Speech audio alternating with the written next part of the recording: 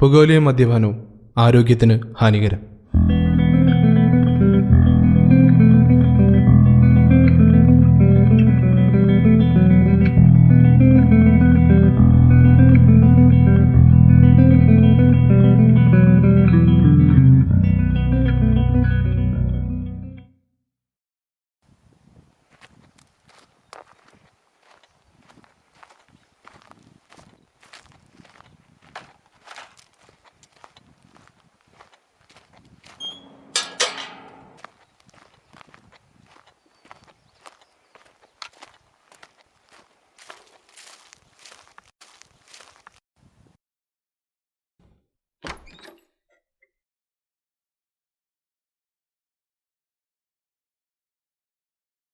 भाई चाय.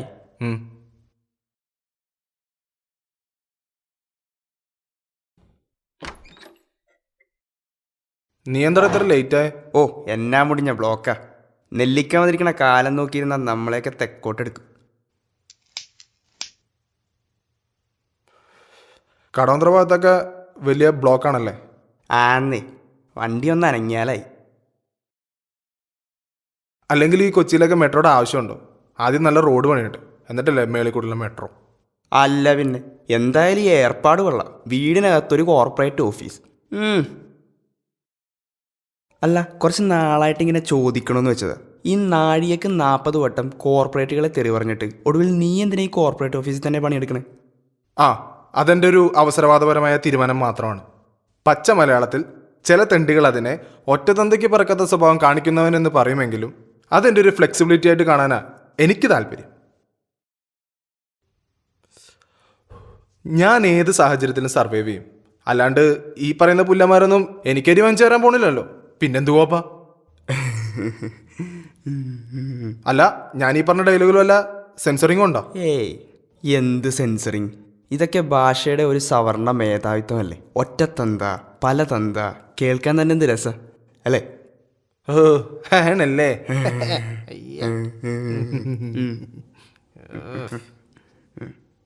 ഞാൻ ഇന്നലെ ഒരു സിനിമ ഉണ്ട്. ഏത് സിനിമ? പഞ്ചവടിപ്പാലം. എനിക്ക് തോന്നുന്നു മലയാളത്തിലെ ഏറ്റവും മികച്ച ആക്ഷേപഹാസ്യ സിനിമ അതാണ്. എൻ്റെ അഭിപ്രായത്തിൽ ഏറ്റവും നല്ല ആക്ഷേപഹാസ്യ സിനിമ സന്ദേശമാണ്. സന്ദേശം മുഴുവൻ ഒരു നാടകീയത കലർന്ന സിനിമയാണ്. അതുകൊണ്ട് അതിന് അത്ര വലിയ പ്രസക്തി കൊടുക്കേണ്ട കാര്യമൊന്നുമില്ല. താൻ എന്ത് വർത്തമാനോട് ഈ പറയുന്നത്? ഈ സിനിമ എന്ന് പറയുന്നത് തന്നെ നാടകീയതയുടെ മൂർത്തിഭാവമാണ്. അതുകൊണ്ട് ഈ നാടകീയത അങ്ങനെ കുറച്ച് കാണേണ്ട ആവശ്യമൊന്നുമില്ല. ഈ പറയുന്ന പഞ്ചവടി പാലത്തിലുണ്ടല്ലോ നാടകീയത. അതിൽ നാടകീയത മേമ്പൊടിക്ക് മാത്രമാണ്, അല്ലാതെ ചിരിപ്പിക്കുക എന്ന ദുരുദ്ദേശത്തോടെ കുത്തിക്കയറ്റിയതല്ല. അപ്പൊ ചിരിപ്പിക്കുന്നത് ദുരുദ്ദേശമാണെന്നാണോ? താൻ എവിടത്തുകാരനാടോ? ചുമ്മാ ഈ മണ്ടത്തരം വിളിച്ചു പറയാതെ.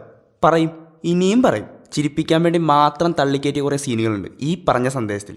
ആണെങ്കിൽ അങ്ങ് കണക്കായി പോയി. നിന്റെ അച്ഛൻ പ്രൊഡ്യൂസ് ചെയ്ത സിനിമയൊന്നുമല്ലോ അത്. സന്ദേശം തന്നെയാ മികച്ച ആക്ഷേപഹാസ്യ സിനിമ.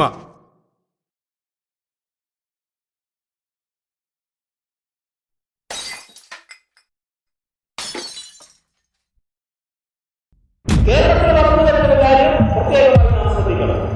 LDF ഗവൺമെന്റ് ഈ രീതിയിൽ ശക്തിപ്പെട്ടു വരുമ്പോൾ ആ ശക്തിയിൽ വിഷമിക്കുന്ന പിന്തുണ ശക്തികൾ കേരളത്തിൽ സോഷ്യലിസ്റ്റ് ജനതാ പാർട്ടി UDF-മായി സഹകരിച്ച് ഒന്നിച്ച് പ്രവർത്തനം ആരംഭിച്ച് 3 കൊല്ലം തികയാണ്.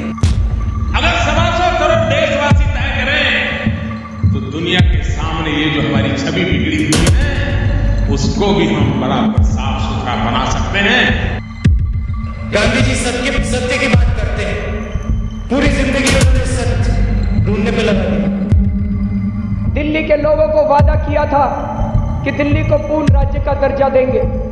मैंने प्रधानमंत्री जी को यही कहा कि भगवान इससे सुनहरा मौका नहीं दे सकता.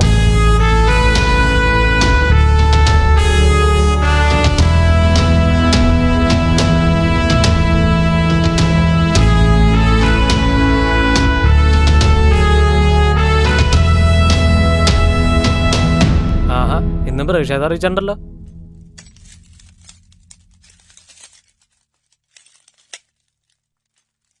ആ ചായക്കടക്കാരന്റെ കടയിലെ പകുതി ഗ്ലാസും ഇവൻ പ്രതിഷേധം പ്രകടിപ്പിച്ചതിന്റെ സ്മാരകങ്ങളാ. ഇനിയിപ്പോ ഇതാരോ വാരിക്കളയന? അതാ ചായക്കടക്കാരൻ പായപ്പുറത്തുണ്ട്. അവൻ ഗ്ലാസ് എടുക്കാൻ വരുമ്പോ വാരിക്കോളും. ഇതെന്ത് സ്പോട്ടാടാ? മദ്യവും ചായ ഒരിടത്തു നിന്ന് തന്നെ വരുന്നു. എടാ, ലോകത്തെ ഏറ്റവും നല്ല കോമ്പിനേഷൻ ഉപ്പും കുരുമുളകും അല്ല, അത് വിശപ്പും ഫ്രസ്ട്രേഷനുമാണ്. ഈ രണ്ടവസ്ഥയും ഒരുമിച്ച് വരുമ്പോൾ ചിന്താമണ്ഡലത്തിൽ ഒരു വിസ്ഫോടനമുണ്ട്. അത് അനുഭവിച്ചറിഞ്ഞവർക്കേ അറിയൂ അതിൻ്റെ ഒരു റേഞ്ച്. അതുമാത്രമല്ല, വിശപ്പ് ഓരോ നേരത്തും ഓരോ സ്വഭാവമാണ് കാണിക്കുന്നത്. രാവിലത്തെ വിശപ്പിന്റെ തീവ്രതയായിരിക്കില്ല ഉച്ചക്കലത്തെ.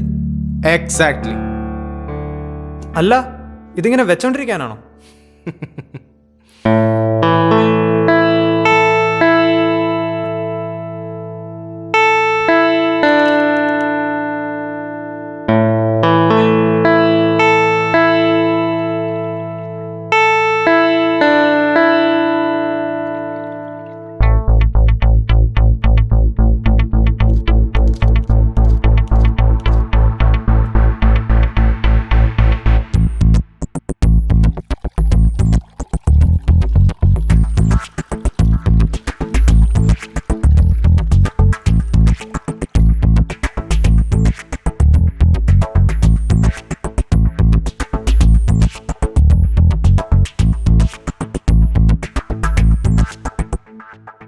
അപ്പോൾ ഇതാണല്ലേ ലോകത്തിലെ ഏറ്റവും മികച്ച കോമ്പിനേഷൻ?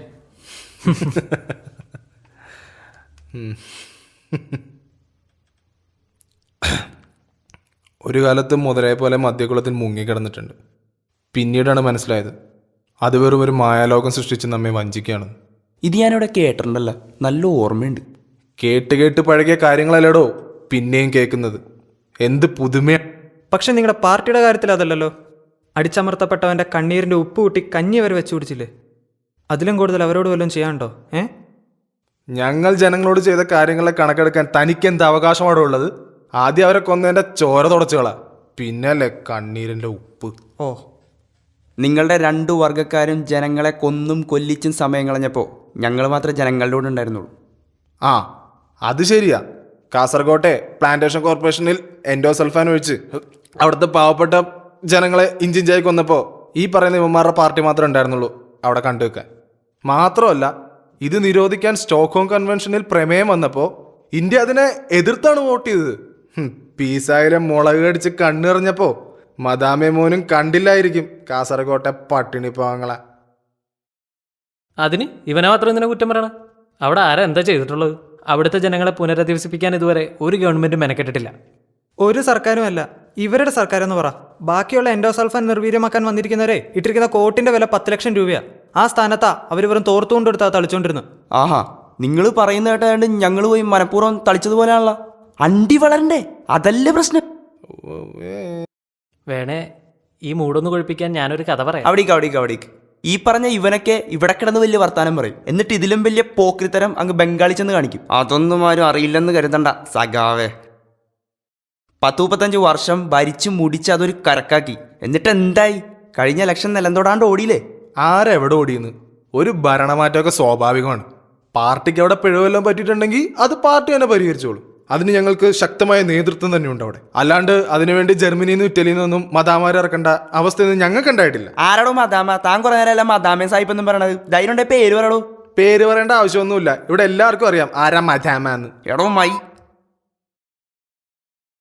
മൈ, എന്ത് സാഡിസാണിത്?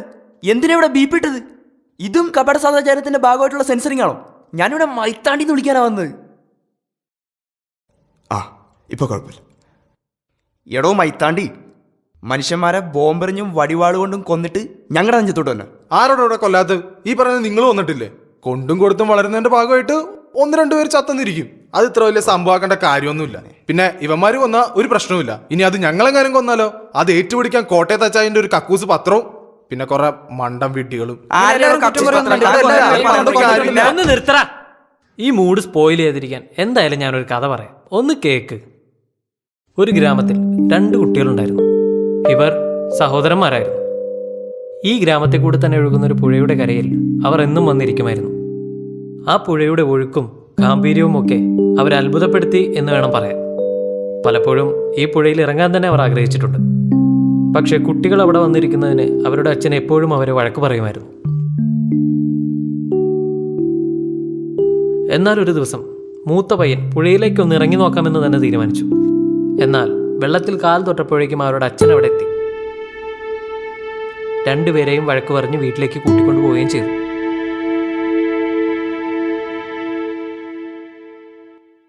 കുട്ടികളുടെ മനസ്സ് നിറയെ ഈ പുഴയെ പറ്റിയുള്ള ചിന്തകളായിരുന്നു. പുഴയുടെ അടിയിൽ എന്താണ് എന്നുള്ള അനിയൻ്റെ ചോദ്യത്തിന് അവിടെ ധാരാളം മീനുകളും ചെടികളും പല നിറത്തിലുള്ള കല്ലുകളുമുള്ള ഒരു മായിക ലോകമാണെന്നാണ് ചേട്ടൻ മറുപടി കൊടുത്തത്. കൂടാതെ പ്രായമായവർക്ക് ആ പുഴയെ ഇഷ്ടമല്ലെന്നും അതുകൊണ്ടാണ് നമ്മൾ അവിടെ പോകുന്നതിന് അച്ഛൻ നമ്മളെ വഴക്ക് പറയുന്നതെന്നും അവൻ പറഞ്ഞു. പക്ഷേ എന്തൊക്കെ ചെയ്തിട്ടും ആ കുട്ടികളുടെ മനസ്സിൽ നിന്നും പുഴയെപ്പറ്റിയുള്ള ചിന്തകൾ വിട്ടുപോയില്ല. ഒരു ദിവസം രാവിലെ മൂത്ത പയ്യൻ ആരും കാണാതെ പുഴയുടെ തീരത്തേക്ക് ഓടിയെത്തി. കുത്തി ഒഴുകുന്ന പുഴ നോക്കി അവൻ കുറച്ചു നേരം നിന്നു. എന്നിട്ട് രണ്ടും കൽപ്പിച്ച് ചാടാനൊരുങ്ങി. അണ്ണേ കുടിക്കരുത് കൊഞ്ചം തണ്ണി കിടക്കുമാ. ആഹാ, ഈ തമിഴന്മാരും മലയാളികൾ എപ്പോൾ കണ്ടാലും വെള്ളം ചോദിക്കുമല്ലോ. ഒരു ഡാം നിറയെ തണ്ണി കിടച്ചിട്ടും ദാഹം മാറിയില്ലേ? അണ്ണേ നീങ്ങന്ന് சொல்றது പുരിയല്ലേ? എന്താ മുല്ലപ്പെരിയാറില്ലേ, അത് എന്ത് പുഴുങ്ങി തിന്ന? അതുകൊണ്ടാണ് പഴയ സിനിമ നടി ഇങ്ങനെ ചീർത്ത് നിൽക്കണത്.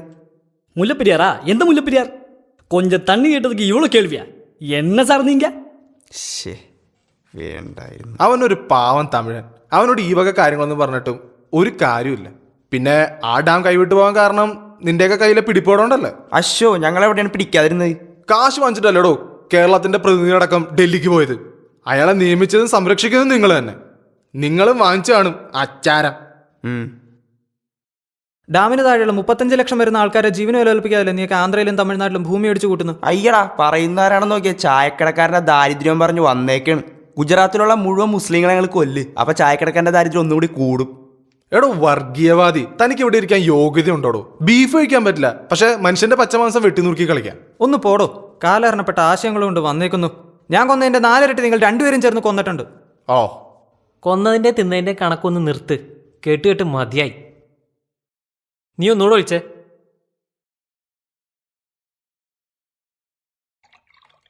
ഹലോ. ആ ആ ഓക്കെ ഓക്കെ. ആ ഞാൻ വന്ന് വാങ്ങിക്കോളാം. ആ ഓക്കെ.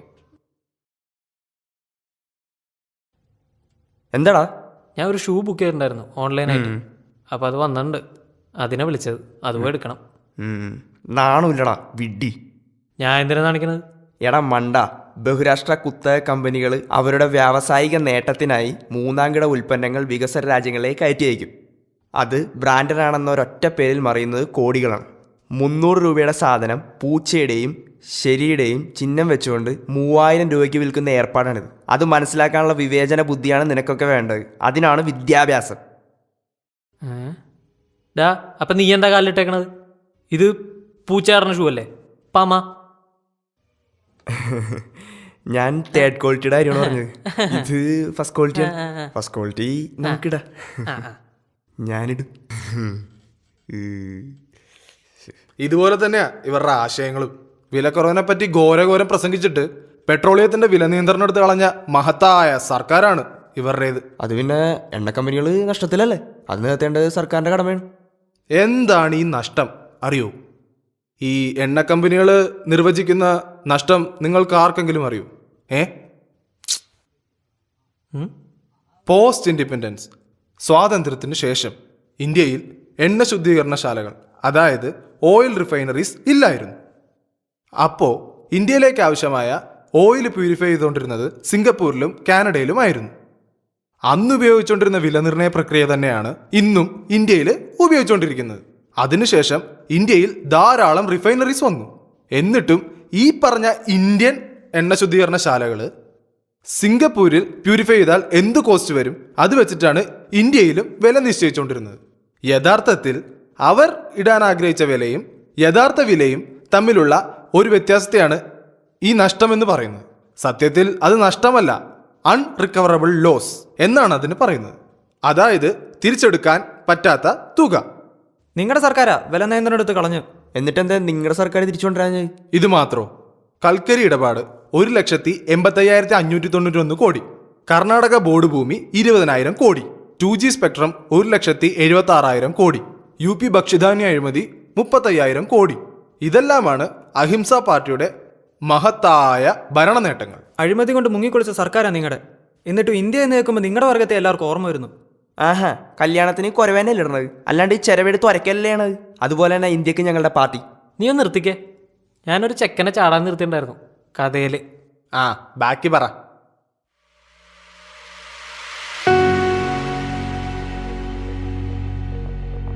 എന്നിട്ട് നമ്മുടെ മൂത്ത പയ്യൻ രണ്ടും കൽപ്പിച്ച് പുഴയിലേക്ക് എടുത്ത് ചാടി.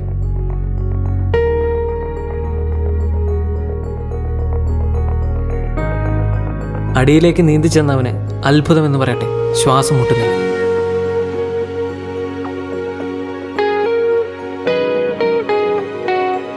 പുഴയ്ക്കുള്ളിലെ വർണ്ണപ്രപഞ്ചം കണ്ടവൻ അമ്പരന്ന് നിന്നു. പലതരത്തിലുള്ള മത്സ്യങ്ങൾ, ജലജീവികൾ.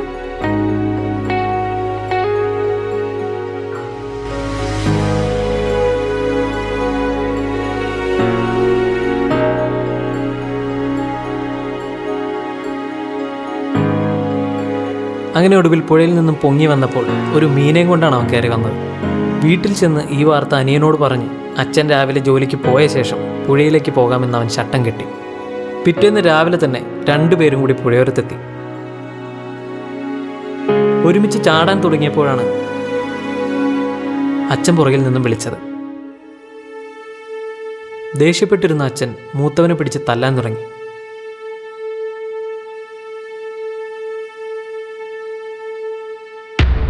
പെട്ടെന്നാണ് അച്ഛൻ്റെ തലയ്ക്കാരോ അടിച്ചത്.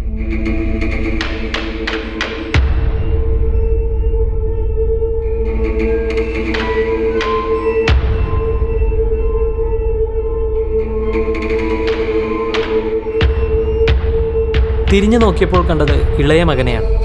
ആ ഞെട്ടൽ മാറും മുമ്പേ അവൻ അച്ഛൻ്റെ തല നോക്കി ഒരൊറ്റയടി. അച്ഛനെ അടിച്ചിട്ടിട്ട് രണ്ടുപേരും കൂടി ഒരുമിച്ച് പുഴയിലേക്ക് ചാടി നീന്തി.